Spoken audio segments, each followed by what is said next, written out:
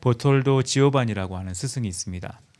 이 보톨도 지오반이라고 하는 스승에게 미켈란젤로는 14살 때 공부하기 위해 문화생이 되기 위해 그를 찾아갑니다. 보톨도는 잠깐 미켈란젤로를 살펴보니까 그 미켈란젤로에게 엄청난 재능이 있는 것을 발견했습니다. 뭐 우리가 알듯이 미켈란젤로는 어마어마한 재능을 가진 사람이죠. 이런 미켈란젤로에게 보톨도는 질문을 합니다. 너는 훌륭한 조각가가 되고 싶냐? 그러면 무엇이 필요하다고 생각하냐? 라는 질문을 합니다.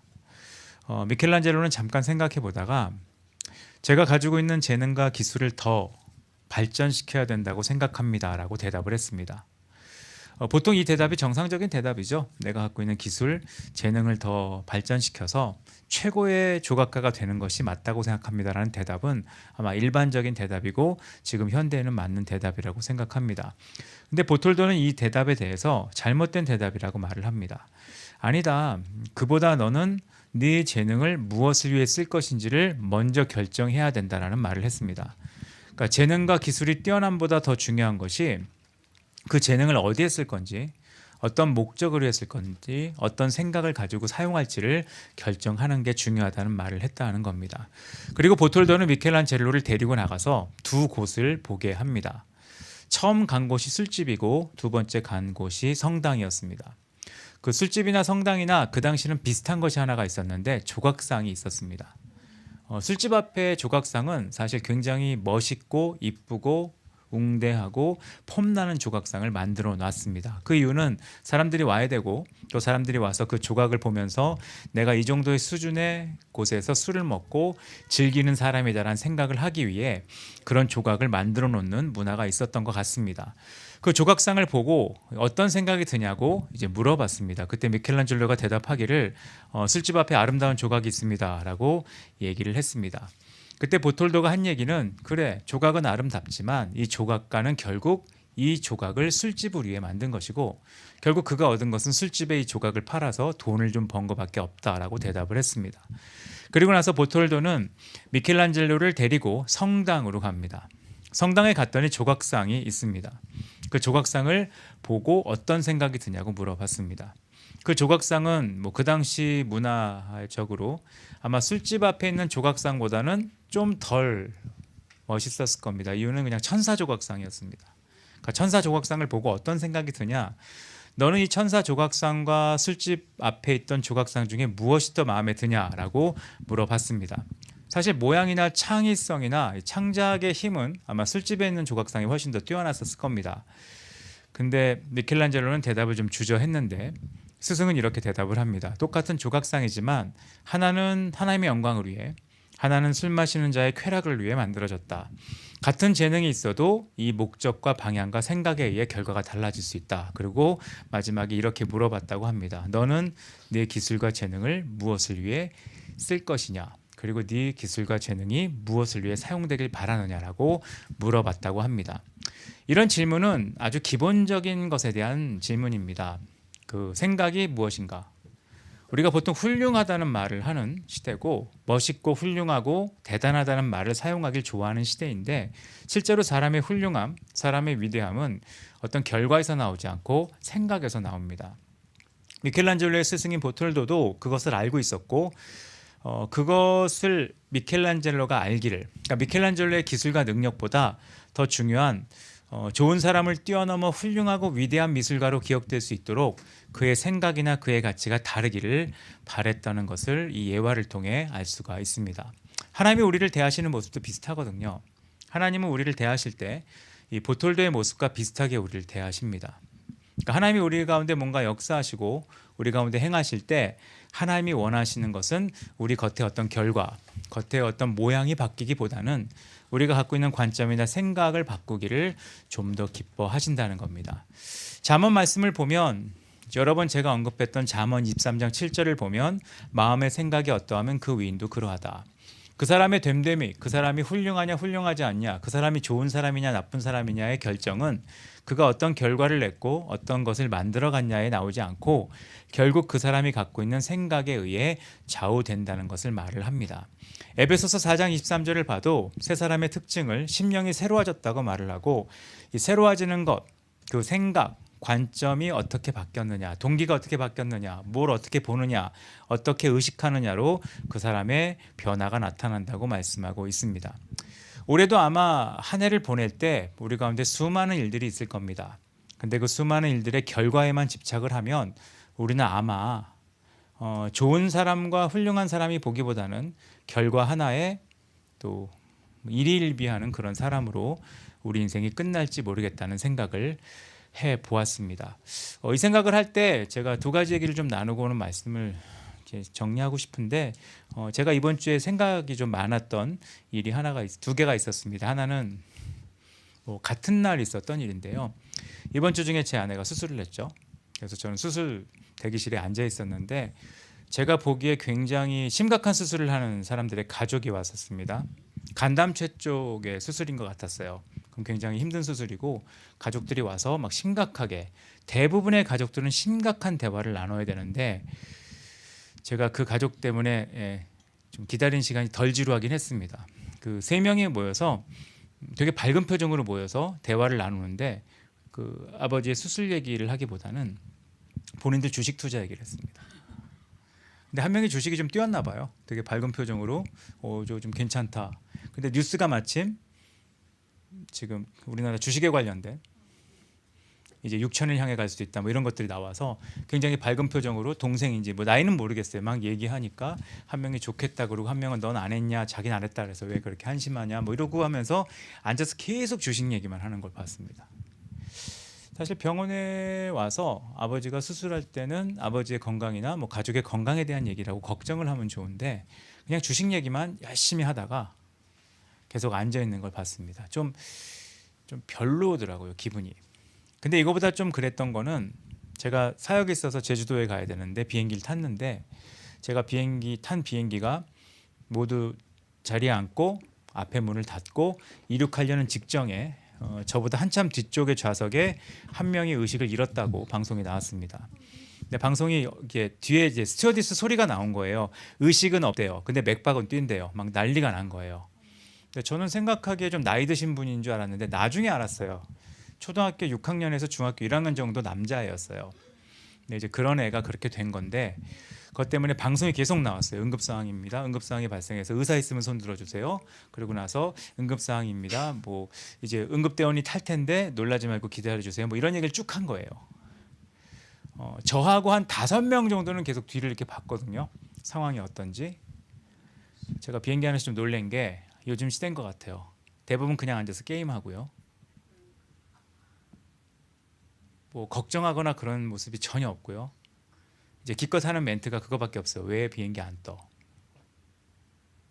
빨리 가야 되는데.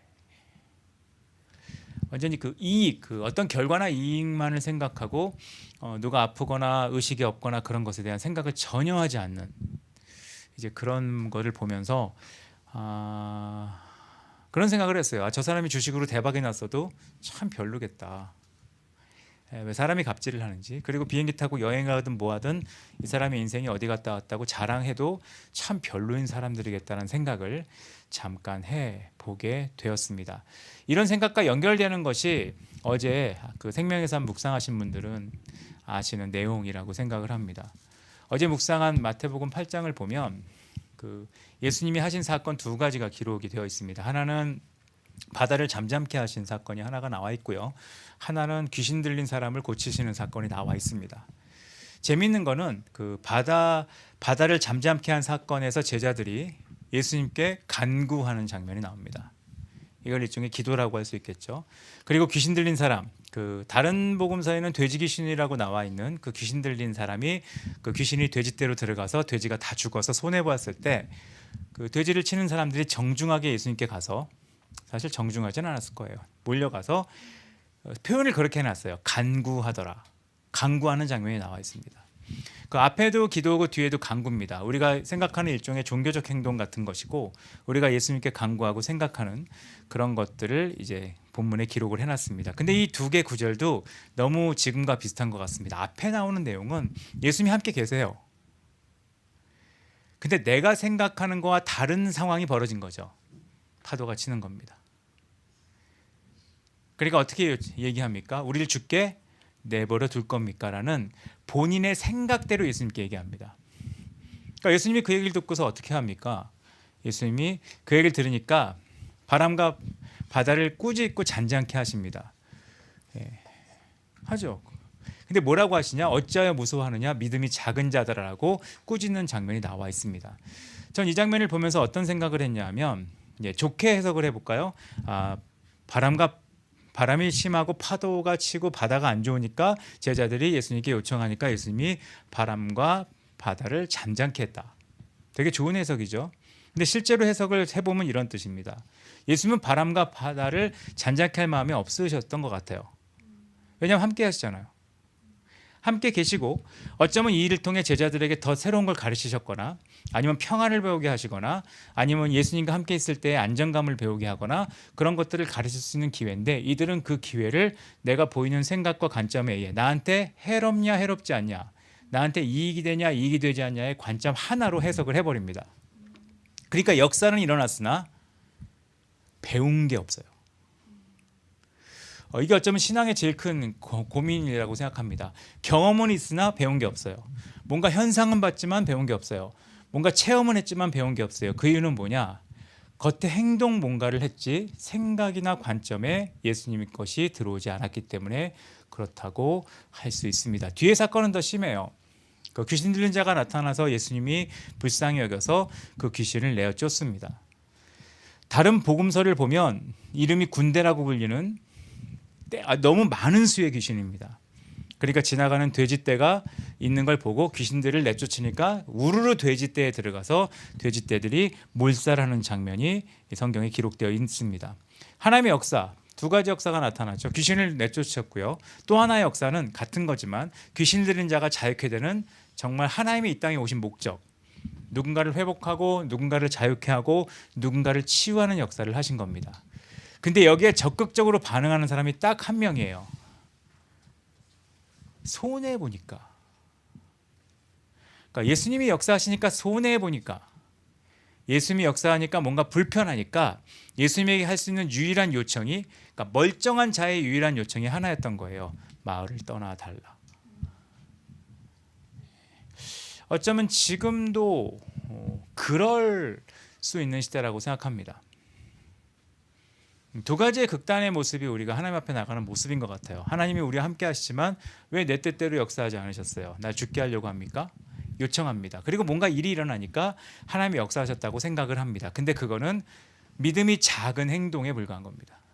그러니까 기도하고 응답을 받았는데 그 기도와 응답의 결과가 끝없이 믿음이 작다는 걸 증명하는 한 삶이 있고요. 또 하나는 더 슬픈 거죠. 주님 오래 역사하시면 안 될 것 같아요. 이번 달은 주님이 좀 역사하시면, 옛날에 제가 처음 전도사 했을 때 교회에 그 중고등부 헌신 예배가 있었거든요. 그때 저희 학교 교수님이 오셔서 헌신 예배 설교하셨는데 이분이 그때 뭔가 쌓인 게 많으셨나 봐요. 세게 설교를 하셨어요. 그래서 설교 내용 중에 이렇게 얘기하셨어요. 요즘 고3 부모들은 애들이 고3 때 하나님 만나지 말게 해달라고 기도한다며요 라고 얘기를 하신 거예요. 근데 저는 그 얘기 듣고 뭐 별로 놀라진 않았어요. 사실이니까. 왜냐하면 내 인생에 굉장히 중요한 순간에, 내 인생에 가장 중요한 순간에, 내 인생에 가장 이익과 손해가 오가는 순간에, 내 인생에 가장 결정적 결정을 해야 되는 순간에 은혜 받으면 안 되거든요. 은혜 받으면 어떻게 돼요? 손해보는 결정을 할 가능성이 커요. 그러니까 이런 요청을 똑같이 하는 거예요. 예수님, 잠깐 떠나가 주세요. 제가 뭔가 투자할 때 떠나가 주세요. 제가 자녀를 좀 키울 때 떠나가 주세요. 주님, 제가 뭔가 이익이 되는 걸 결정해야 되는데 떠나가 주세요. 주님, 제가 손해보지 않도록 그 순간에 떠나가 주세요. 이렇게 말하는 일이 우리에겐 쉽게 일어날 수 있다는 겁니다. 그러면 결국 우리가 하는 간구는 예수님이 함께 계신 것을 의심해서 하는 간구와 예수님이 함께 계셔서 손해보니까 비켜달라는 간구밖에 없는 결과가 나오게 된다는 게 어제 생명의 삶의 묵상의 내용이었습니다. 이건 뭘 얘기할까요? 겉으로 보면 기도입니다. 그리고 멀리서 떨어보면 하나님의 역사를 경험한 겁니다. 문제는 그 안에 갖고 있는 생각의 문제였다는 겁니다. 여러분, 지금 우리는 쉽지 않은 시대에 살고 있습니다. 쉽지 않은 시대라는 것은 기독교에 대한 이미지와 생각이 바뀐 시대에 살고 있습니다. 기독교는 이전과 똑같습니다. 여전히 기도합니다. 여전히 예배 드립니다. 여전히 간구합니다. 근데 이 안에 깔려있는 제일 큰 문제는 뭐냐? 기도하는데 이렇게 기도하는 겁니다. 모임을 갖는데 이렇게 모임을 갖는 겁니다. 뭔가 하나님의 역사에 대한 간증을 했는데 이런 간증을 하는 겁니다. 마치 여기 나와 있는 제자들이 저 배에 있었는데 예수님이 주무시더라고요. 그래서 깨웠더니 주님이 일어나서 뭐라고 하셨는데 기억은 안 나지만 바람과 바다는 잔잔케 하셨어요. 이런 간증을 하는 겁니다. 이거는 하나님과 상관없는 일이고, 이런 일은 결국 아무리 많은 간증이 생기고 아무리 많은 것을 목격해도 뒷사람들 간증은 더 심하죠. 제가 봤는데요, 귀신떼가 있었는데 그 귀신떼를 예수님이 꾸짖으니까 돼지떼로 들어가서 다 죽었어요. 그러니까 우리가 좀 어렵더라고요. 그래서 예수님께 요청했더니 마을을 떠나시더라고요. 이런 간증을 하는 시대가 되어버렸다는 걱정이 이번 주에 좀 많이 저는 있었습니다. 우리가 빛을 발하는 삶을 산다는 것은 여기서 말하는 것처럼 뭔가 바람과 바다가 잔잔한 경험을 하고, 그리고 본문에서 아까 말했던 것처럼 내가 손해볼 때 예수님을 떠나달라고 요청하는 것이 아니라 기꺼이 하나님 앞에 뭔가 손해를 보고, 기꺼이 하나님 앞에 뭔가 어려운 길을 걸어가고, 기꺼이 하나님 앞에 수고스러움을 감내함으로 나타나는 거라고 저는 생각을 합니다. 그럴 때 기독교는 비로소 빛의 역할을 할 수 있고, 그럴 때 기독교는 비로소 소금의 역할을 할 수 있다고 생각합니다. 그러려면 우리는 조금 우리가 가진 것으로 어떻게 살 건지, 우리가 뭔가를 추구하고 살 건지 우리의 관점과 생각을 새롭게 하려는 시도를 계속해야 된다고 생각을 합니다. 그게 성경에서 말하는 하나님을 믿는 사람들의 삶의 모습입니다. 지금은 결과가 정말 중요한 시대거든요. 결과. 투자한 것이 어떤 결과를 냈느냐. 결과. 얼마나 수익을 냈느냐. 결과. 네가 얼마나 성공했느냐.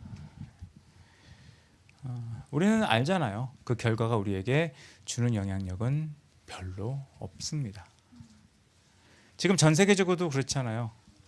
미국이 결과를 내기 위해, 혹은 일본이 결과를 내기 위해, 중국이 결과를 내기 위해 얼마나 이기적으로 움직이는지 우리는 다 알고 보셨을 거라고 생각합니다. 이럴 때 유일하게 하나님의 사람의 위대함을 드러낼 수 있는 것은 조금 양보하고, 조금 나눠주고, 조금 섬기는 거라고 생각을 합니다.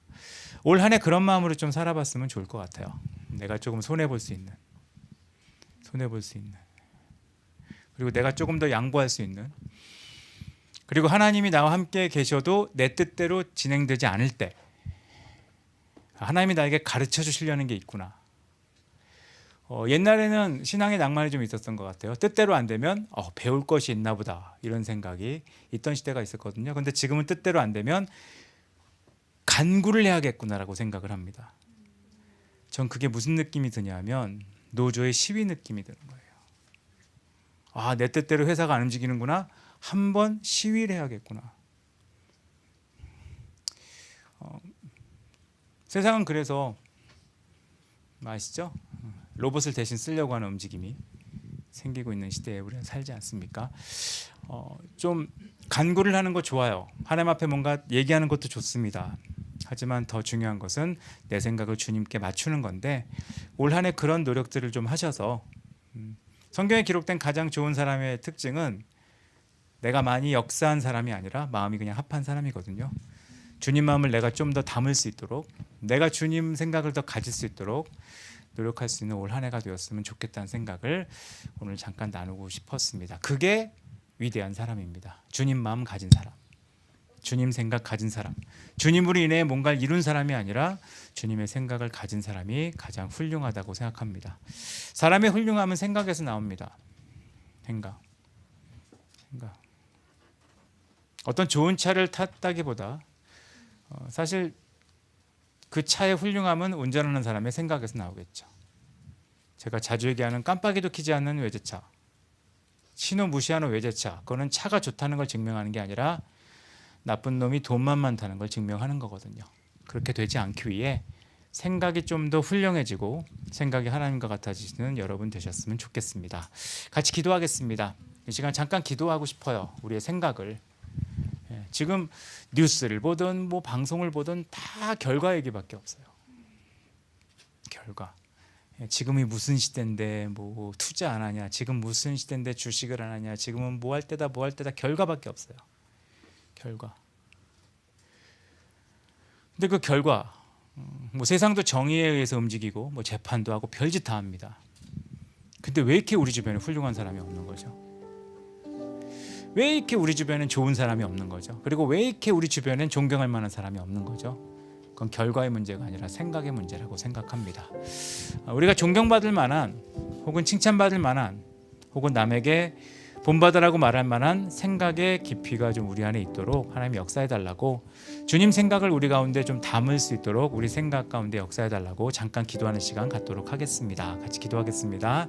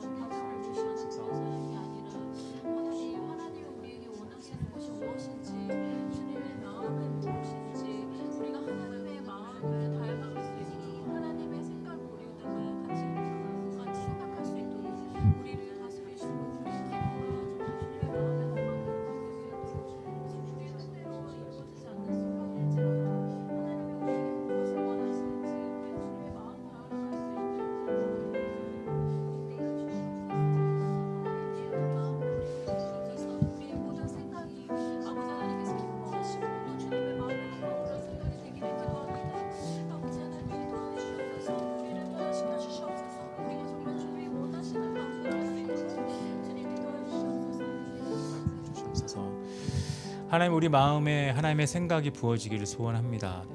너무나 세상은 결과에 대한 얘기만 하고 결과가 좋으면 좋은 거라고 말하는 그런 시대에 우린 살고 있습니다. 그래서 성공한 사람도 주변에 있습니다. 수익인 사람도 있습니다. 뭔가 투자해서 많은 결과를 냈다고 자랑하는 사람도 있습니다. 뭐 좋은 걸 봤다고 하는 사람도 있습니다. 근데 왜 이렇게 우리 주변에 훌륭한 사람이 없는지 모르는 시대에 살고 있습니다. 훌륭함은 결과에서 나오는 게 아니라 그 사람이 갖고 있는 생각, 어떤 결과가 있든 그것을 무엇을 위해 쓸 것이냐, 어떻게 사용할 거냐에 대한 근본적 생각, 그 생각 안에 손해냐 이익이냐보다 어떻게 사람에게 섬기고 베풀 거냐에 대한 생각, 어떻게 하나님 앞에 배워갈 것이냐에 대한 생각, 그 생각이 훌륭함을 좌우한다고 잠깐 나눴습니다.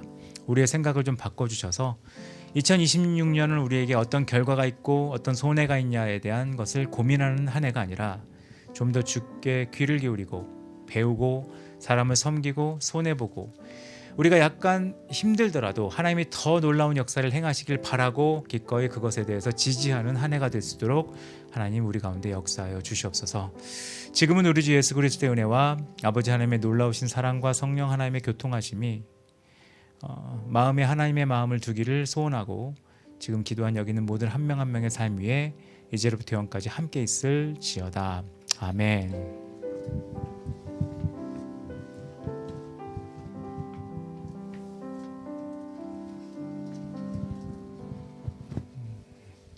예배 마쳤습니다. 2월 28일 날 수련회 있습니다. 그날 하루 비워두시면 좋을 것 같습니다. 그리고 올해가 좀 특이하게 2월 중순에 설날이잖아요. 그래서 뭐 드물긴 한 것 같아요. 그 정월 대보름이 3월인 되게 시원한 해가 될 것 같습니다. 그래서 정월 대보름에 애들이 학교를 다 개학해서 다니고 있는 신기한 해가 될 것 같은데, 아무튼 날씨 좀 특이하고요. 이렇게 계속 영하인 적도 별로 없어서 앞으로 날씨를 어떻게 설명해야 될지 잘 모르긴 하는데, 아무튼 건강 유의하시고 한 주 잘 보내시면 좋을 것 같습니다. 서로 교제하시고 이후 시간 가지시면 좋을 것 같고요. 그 주의자매가 그 옥수수 갖고 왔는데, 저 남미 쪽 옥수수가 우리 어금니보다 크거든요. 남미 쪽은 인간을 옥수수로 신이 만들었다고 믿는 지역인데, 옥수수를 보면 이해가 됩니다. 만들만하다고. 그래서 옥수수 드시고 또 주유자매 약간 탔는데 여행 얘기도 물어보시고 하면 좋을 것 같고요. 또 미리 광고하면 좀 그럴 수 있는데 이번 달에 그 정은자매가 세종으로 이사 갑니다. 이사 가서 당일날 갑자기 확 오늘 가 이렇게 하기보다 좀 인사도 미리 하시고 아무튼 숙연해지진 않았죠. 아무튼 이 시간 가지시면 되겠습니다.